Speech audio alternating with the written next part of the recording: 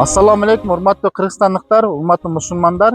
Gezekteki tekşerүүгө mına ушул жерге келип атабыз. Искра айылында Токмоктон өйдө Al Ихлас деген тоок фирмасына жайынан текшерип, ошол кандай соёт, шариятка ылайык соёбу жокпу, ошону текшерип, элибизге ошол жеткирүү максатында келип отурабыз. Иншалла биз менен болуңуздар. Мына урматтуу туугандар, Al Ихлас тоок фирмасынын жөжөлөрү мына ушинтип багылып атат. Бул жерде жөжөсүнөн баштап 45 күнгө чейин болжол менен багып, анан ушул жерден тиякта сое турган жерине барып союшуп, анан чыгарышат.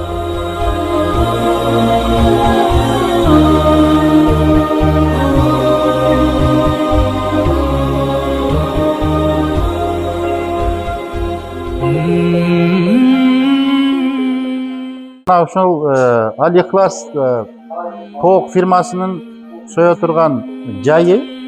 Бул жерде тирүү тоокту ушундай башы менен тургузуп, ушул жерден мына биздин бир тууганыбыз Азиз Бисмиллаху акбар деп сойгонуна биз иншалла күбө болуп атабыз.